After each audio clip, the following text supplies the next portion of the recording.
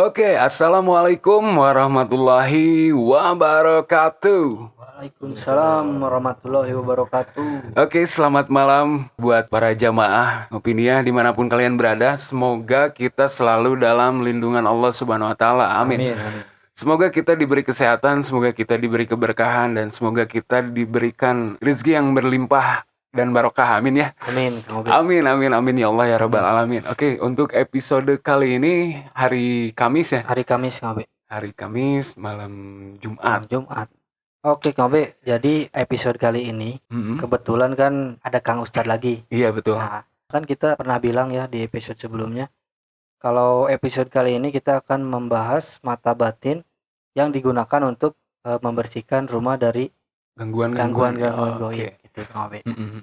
Dan kebetulan alhamdulillah sekarang Kang Ustadz sudah ada lagi di studio kita ya. Oh, iya. Dan ada Kang Ojat juga di sini. Ada Kang Ojat juga di Alhamdulillah sini, ya. alhamdulillah. Oke. Kita langsung sapa dulu aja ya Kang Jon. Ya, Halo Kang Ustadz, assalamualaikum Kang Ustadz. Waalaikumsalam warahmatullahi wabarakatuh. Terima kasih banyak Kang Ustadz udah mampir lagi ke studio kita. Mungkin untuk malam ini nggak hujan ya. Alhamdulillah, alhamdulillah. Gimana kabarnya Kang Ustadz? Baik sekali, Kang Obe. Alhamdulillah saya juga bisa mampir lagi ke studio ini, Kang Jon.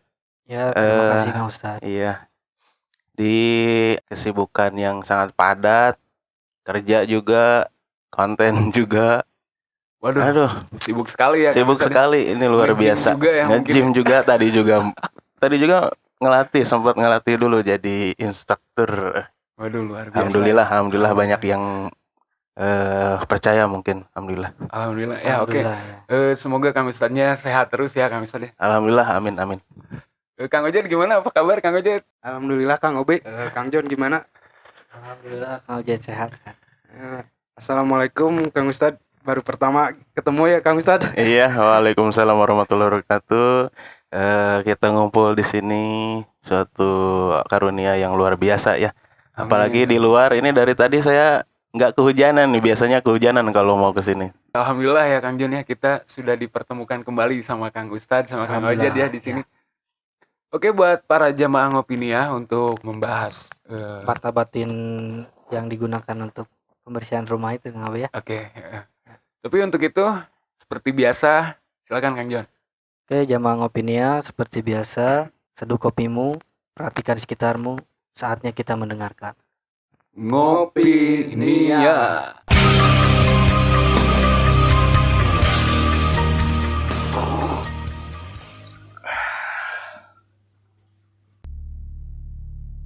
Oke, Kang Obe. Seperti yang kemarin itu ya Kang Obe ya. Jadi kita langsung aja tanya ke Kang Ustadz. Sesuai dengan episode yang minggu lalu Kang Ustadz ya. Kita kan masih membahas mata batin. Ternyata mata batin ini panjang gitu ya pembahasannya ya. Luas banget. Nggak putus-putus. Alhamdulillah. Jadi Kang Ustadz, minggu kemarin kan pernah disinggung ya bahwa mata batin itu bisa digunakan juga untuk membersihkan rumah-rumah dari gangguan-gangguan makhluk gaib. Ya, mungkin yang saya tangkap itu mata batin itu serbaguna ya Kang Jon ya. Iya, betul sekali. Serbaguna, jadi tapi itu untuk digunakan yang hal-hal yang baik positif, tentunya ya. Oke, langsung aja ya kita tanya langsung ke Pak Ustadz. Bagaimana cara mengeksekusinya gitu. Iya. Oke, Kang Ustadz, silakan Kang Ustadz. Oke. Ya, terima kasih. Sebelumnya saya mau qadimah dulu ya. Bismillahirrahmanirrahim. Alhamdulillahirabbil alamin, arsala rasulahu bil huda wa dinil haq liyuzhirahu ala dini kullihi wa kafa billahi syahida. Shadaqallahul adzim.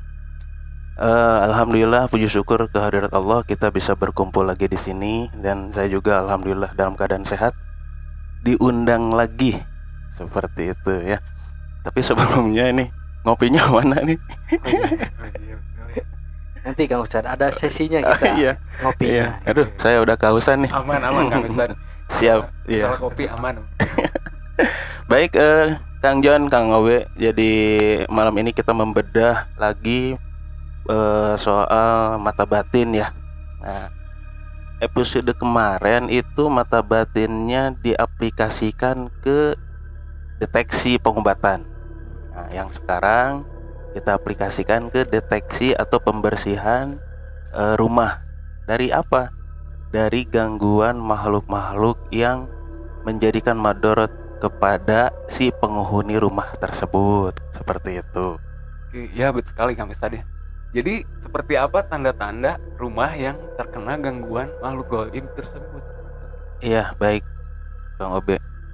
Jadi pada dasarnya kembali kepada keluhan si penghuni rumahnya itu tadi.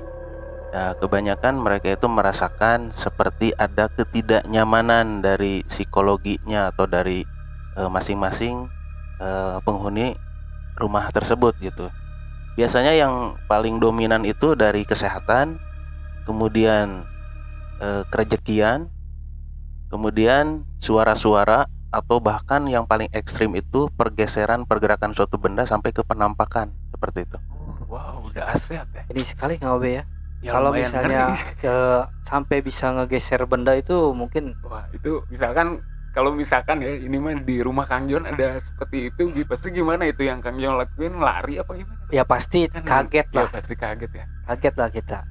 Apalagi kalau misalnya ya terlihat langsung gitu ya Langsung sama real gitu mata ya. kepala kita sendiri gitu. Tapi kan Ustadz, kok bisa ya si makhluk goib itu menggeserkan benda? Sementara kan yang saya tahu beda alam gitu kan Ustadz ya. Ya, betul sekali. Betul sekali Kang Jon. Nah, kita bisa deskripsikan bahwa kok makhluk goib, yang namanya goib itu kan tidak terlihat. Kok makhluk goib bisa sampai menggeserkan benda? Nah, ini artinya bahwa kekuatan atau energi dari makhluk goib itu dahsyat. Jadi dia sampai titik kemampuan dia yang dahsyat itu, dia bisa menyentuh sehingga bisa menggeserkan suatu benda padat bergerak atau bergeser gitu. Nah, kita yang kadang melihat, kita tak kok seperti ini gitu. Kok bisa bergerak seperti ini sementara makhluknya tidak terlihat. Seperti itu Kang Jon. Tapi ini Kang Ustadz, yang ada di kepala saya tuh mungkin ini bisa dijawab sama Kang Ustadz nggak ya? Apakah si makhluk goib itu bisa melihat kita, sedangkan kita yang manusia normal yang tidak diberikan keistimewaan mata batin tersebut, kenapa tidak bisa melihat dunia mereka gitu Kang Ustadz? Iya.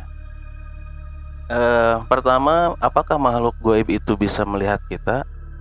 Nah, makhluk goib itu bisa melihat kita, cuman mereka tidak bisa mendengar. Karena sejarahnya Rasulullah pernah menulikkan telinganya karena sifat atau karakter jin itu atau gaib itu mencuri dengar kabar-kabar langsung dari Lauhul Mahfud atau langsung dari Sidratul Muntaha. Artinya jin zaman dahulunya itu dia mencuri dengar apa yang Allah akan turunkan sebagai kabar ke dunia gitu, sehingga dicuri oleh jin. Dan jin itu bersekutu dengan manusia yang nantinya dia itu akan bersatu dengan manusia itu yang bisa disebut kayak perdukunan atau paranormal, penyihir, sehingga mereka tahu akan masa depan padahal dikasih tahu oleh jin tersebut. Seperti itu. Jadi kalau pertanyaannya apakah jin itu bisa melihat kita?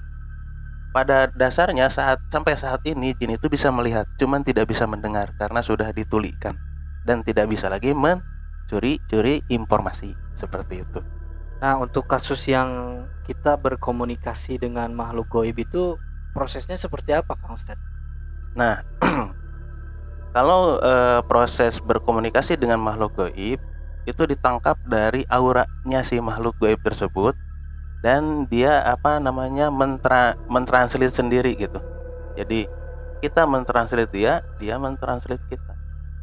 Tentunya dengan satu ilmu gitu ya, tidak sembarangan. Makanya apakah orang yang dibuka mata batin itu hanya bisa melihat? Ternyata tidak. Nah, kalau ilmunya tidak ada, akan sangat banyak sekali permasalahan. Jadi mungkin orang-orang tertentu ya. Orang-orang tertentu yang memperdalam. Nah, kembali ke topiknya lagi Kang Ustadz. Ini tadi kan sempat Kang Obe bilang seperti apa Kang Obe ya eksekusinya pembersihan rumah itu sendiri Kang Ustadz. Ya, terima kasih Kang Jon. Jadi pada dasarnya sama seperti kita mendeteksi objek atau badan yang kita pengen tahu apakah dia sakit atau tidak. Sama, rumah juga sama. Karena pada dasarnya itu berbentuk wadah tubuh manusia itu wadah, rumah juga wadah. Nah, bagaimana cara eksekusinya? Selain kita mendapat informasi dari si penghuni rumah, kita juga bisa langsung mengeksekusi dengan cara mendeteksi. Ya, contoh misal salah satu kasus, rumah saya nggak nyaman, terasa panas, kemudian ada suara-suara, bahkan sering mimpi buruk. Kalau misalkan mau kerja juga jadi males. Nah, Kang John, Kang Obe, coba kita perhatikan dari kasus yang tadi saya sebut bahwa ternyata energi negatif itu mempengaruhi keseluruhan sisi rumah, kerejekian, psikologi, kesehatan dan sebagainya. Dan tidak nyaman. Biasanya jamaah sekalian yang di sana juga pasti pernah merasakan kok nggak betah di rumah ya. Di rumah itu terasa panas, enaknya di luar. Nah, pasti banyak yang merasakan seperti itu. Dan mungkin dengan mendengarkan ini jawabannya gitu, bahwa di rumah itu ada sosok gaib yang berusaha untuk membuat apa ya? Mengganggu seperti itu, Kang John. Oke, jadi Kang Ustadz ya, langkah pertama sebelum pembersihan gitu ya, apa yang harus dilakukan gitu? Ya, Kang Obe, terima kasih. Sebelum rumah itu dibersihkan oleh orang yang mampu untuk membersihkannya, dalam arti di sini praktisi supranatural yang baik, alangkah baiknya penanganan awal adalah selalu diadakan ibadah yang terus-menerus, artinya sholat berjamaah, ngaji bareng. Karena kata Rasulullah, jangan jadikan rumahmu sebagai kuburan. Artinya jadikanlah rumahmu itu tempat untuk mengaji. Baiti jannati, kata Rasulullah. Jadi rumahku surgaku, bukan baiti kuburan gitu ya. Jadi rumahku kuburan, bukan. Artinya ketika di rumah itu sering diadakan ngaji atau sholat bareng berjamaah, zikir bareng, maka yang pernah saya sebutkan, nur ilahi itu masuk.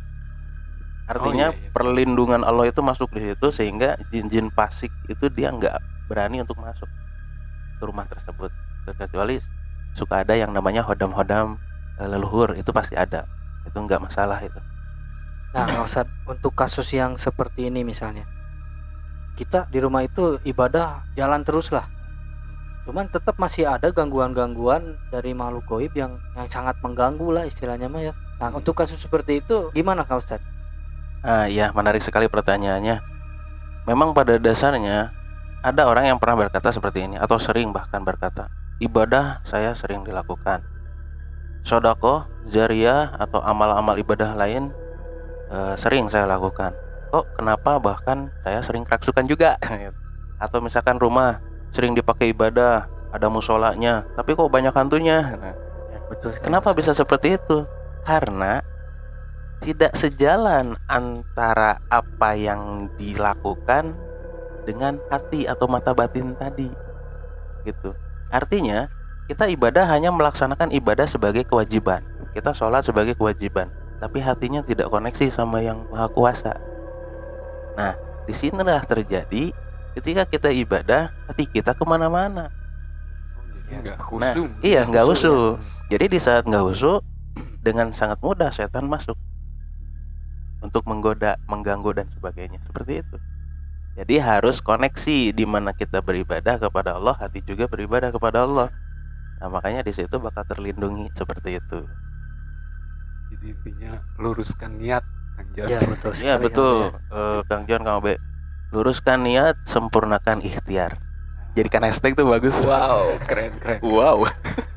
Oke, Kang Ustadz, apakah rumah yang terganggu oleh gangguan-gangguan gaib itu mungkin terlihat dari auranya seperti apa gitu, Kang Ustadz?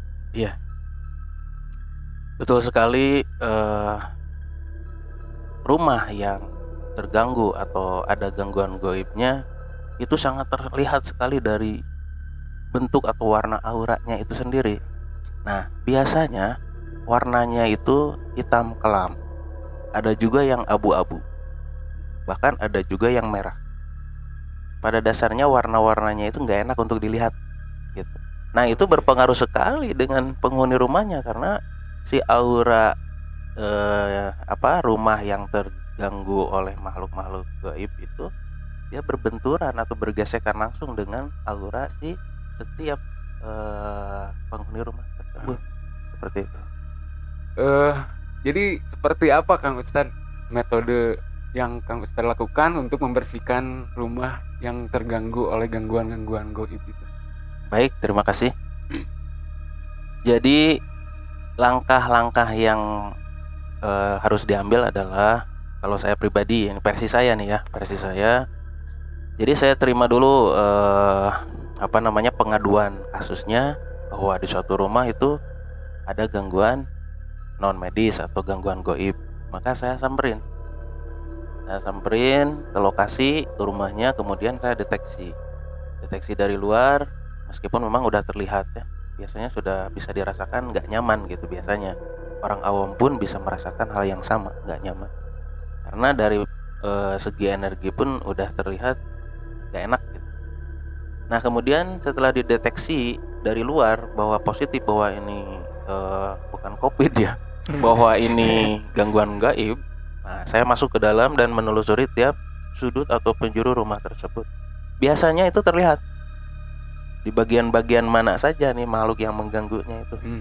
Gitu. Bahkan di situ bercampur antara positif dan negatif. Positifnya dari leluhurnya, itu pasti selalu ada. Negatifnya itu dari makhluk-makhluk gaib, jin-jin luar gitu. Bahkan kasus yang lebih dahsyat biasanya ada kiriman juga, atau memang dikontrol dari jauh untuk menghancurkan, biasanya dari bisnis gitu.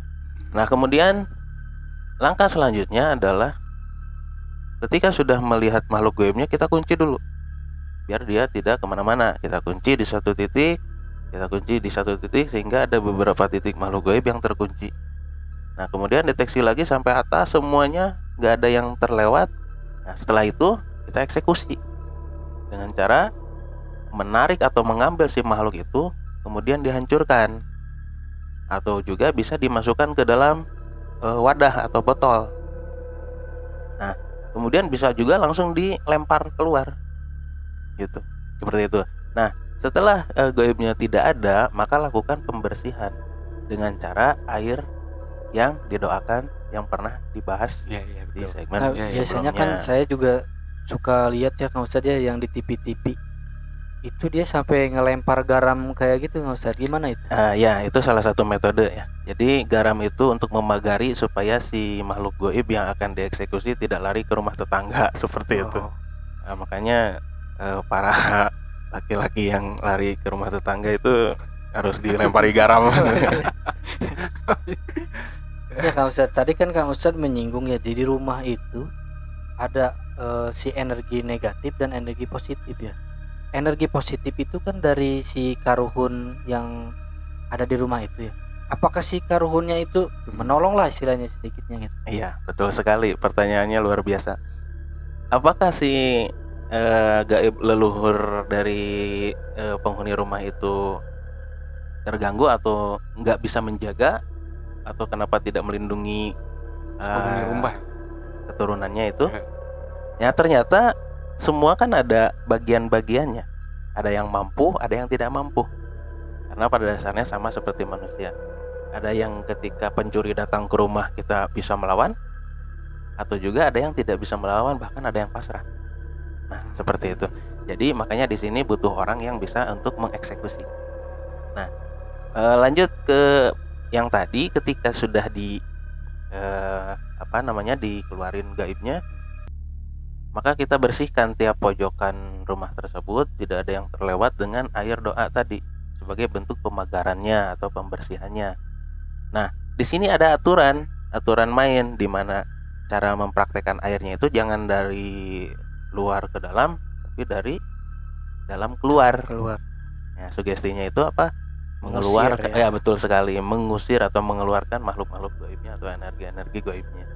Gitu. Nah, Kang Ustadz pernah punya pengalaman membersihkan rumah yang paling gimana ya Kang? Mungkin paling ekstrim ya. Paling ekstrim lah Kang Obe ya, yang bandel gitu. Si gaib-gaibnya itu agak susah gitu untuk diusir gitu gimana? Iya, baik.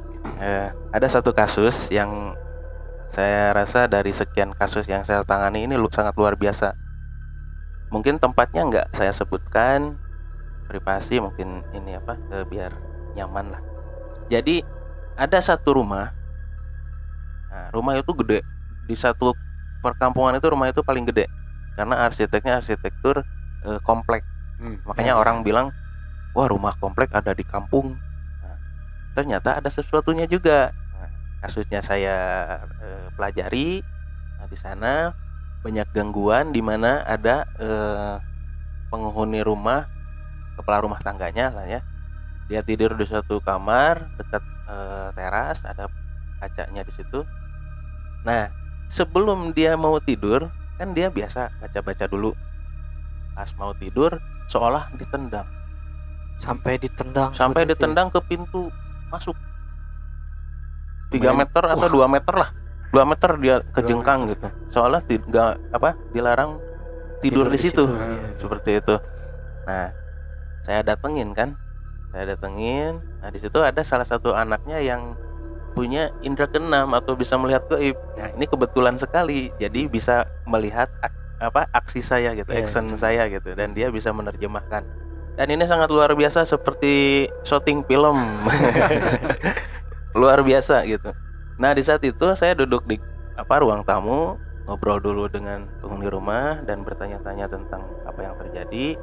Nah, si anaknya yang punya indera keenam itu dia menunjuk ke arah kamar yang tadi ditendang itu. yang tadi yang bapaknya ditendang. Nah, saya udah tahu di situ ada, cuman saya tahan dulu gitu. Nah, karena udah ada informasi atau ada si anaknya itu udah nunjuk, saya samperin. Dan apa yang terjadi? Saya juga ditendang. Sampai saya terjungkal. Kalau saya nggak megang ke kursi, mungkin saya ngejeblak dan apa? Ngejeblak ke lemari, ngejengkang ke lemari gitu. Ngejengkang ke lemari. Nah, di situ baru saya action. Saya bakar, saya samperin, saya bertarung lah secara dimensi gaib ya. Karena di situ ada teknik-tekniknya, mempelajari salah satunya ya mungkin jamaah di sana tahu yang namanya jurus-jurus cakra. Nah, itu bisa dipraktekkan atau bisa digunakan bertarung di alam gaib. Mungkin yang mempelajari teknik pernapasan atau ilmu cakra mungkin paham pembahasan ini gitu. Nah, dari situ saya sempat berdialog dengan makhluk gaibnya dan katanya saya nggak nyaman ada di luar, saya nyamannya ada di kamar ini. Nah, saya flashback lebih dalam lagi, ternyata kamar itu dulunya pohon besar. Oh, ada sejarahnya. Ada sejarahnya. Nah, saya suruh dia pulang atau pergi, dia nggak mau. Jika cerita saya hancurkan. Nah, terus beres dari situ saya bersihin semuanya sampai saya bilang, Pak, makhluknya udah nggak ada. Terus si bapak bertanya, asalnya dari mana? Dari pohon yang di depan. Memang di depan ada pohon dua. Ada pohon dua. Itu kan udah beres masalahnya. Pohonnya dihancurin, ditebang, dijadiin kontrakan. Padahal itu si pohon itu sudah tidak mengganggu. Sudah tidak mengganggu. Saya pikir kalau tahu gini ya udah nggak usah diusir aja, udah jadiin kontrakan aja seperti itu. Tapi alhamdulillah lah, itu pengalaman yang sangat luar biasa dan banyak pembelajaran buat kita semua di sini, juga para pendengar jemaah Kopenia di luar sana. Seperti itu. Terima kasih Kang Ustadz. Nah, Kang Ustadz, sekarang ini gimana nih tips untuk si rumah itu terhindar dari gangguan-gangguan yang seperti itu tadi, Kang? Ya. Baik. Yang paling sederhana adalah kita selalu membersihkan atau membereskan rumah serapi mungkin. Kemudian pencahayaan ruangan yang jangan redup. Terus barang-barang jangan bertumpuk gak jelas seperti itu. Kemudian ruangan juga jangan sampai ada lembab, karena makhluk-makhluk gaib itu suka di tempat-tempat kotor. Nah, ini kalau dijelaskan lebih jauh lagi, ada sejarahnya nih kenapa makhluk gaib ada di tempat-tempat kotor tuh seneng gitu. Nah, karena dia minta sama Allah dan Allah mengizinkan. Saya turun ke dunia boleh untuk menggoda manusia, silahkan. Nah, jadi kalau misalkan manusia tergoda oleh jin itu wajar karena Allah menyuruh. Ya. Masalahnya kitanya harus menguatkan atau mempertebal iman. Nah kemudian si makhluk gaib itu minta, atau si jin itu minta rumah, dan Allah berikan tempat-tempat kotor karena makhluk-makhluk itu hina. Seperti itu. Luar biasa sekali Kang Obe ya. biasa, ya. Luar biasa sekali ya untuk pembahasan pada episode kali ini Iya, ya Kang Jon Betul ya. sekali. Ternyata Kang Obe si mata batin tuh benar-benar luas sekali ya ininya, fungsinya ya. Fungsinya benar-benar luas sekali, dan soalnya nggak sembarangan juga. Terus emang kalau misalkan digunakan dengan yang baik gitu, manfaatnya juga. Manfaatnya luar biasa sekali Kang Obe. Untuk pembahasan kita kali ini ya para jamaah Ngopinia, terima kasih sudah mendengarkan. Di episode kali ini kita bareng lagi sama Kang Ustadz dengan membahas apa itu mata batin dan gimana cara membersihkan rumah yang terganggu oleh gangguan-gangguan gaib ya. Oke Kang Ustadz, mungkin ada sepatah dua patah buat para jamaah Para Ngopinia jamaah yang Ngopinia yang ada di luar sana ya, yang lagi mendengarkan. Ya baik, alhamdulillah pada kesempatan kali ini semuanya kembali lagi diberi kesehatan dan kelancaran. Adapun tips atau solusi yang paling sederhana dan bisa dilakukan di rumah masing-masing oleh jamaah Ngopinia kalau seandainya terjadi hal-hal yang seperti tadi yang dibahas. Iya. Solusi yang paling utama, yang pertama adalah segera kalau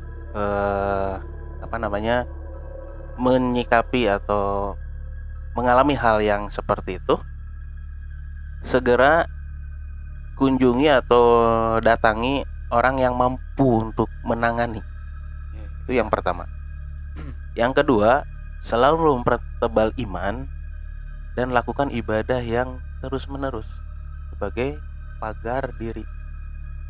Itu maka insya Allah 2 tahap itu yang paling sederhana yang sangat bisa dilakukan. Mudah-mudahan bisa menjadi solusi. Kalau misalkan tidak mampu sendiri, maka segera cari yang mampu. Tapi harus dengan basic yang bagus. Jangan asal mencari solusi yang tidak bisa dipertanggungjawabkan. Mungkin seperti itu. Oke. Terima kasih banyak Kang Ustadz sudah mampir lagi ke sini gitu ya, ke studio kita. Mungkin ada 1-2 patah kata lagi untuk tahun 2021 ini. Oh iya Kang Ustadz, ini kebetulan ya. Kita ini podcast kedua di tahun 2021 Ngobe. Nah, betul sekali Kang. Mungkin kan mumpung ada Kang Ustadz Mumpung nih. ada Kang Ustadz ya. Ya. Semoga kita didoakan juga ya. Iya, betul sekali Ngobe ya. Iya, baik, terima kasih. Ya, saya lupa ya, sekarang udah 2021. Kok merasa masih 2020 ya? Saya merasa masih muda soalnya.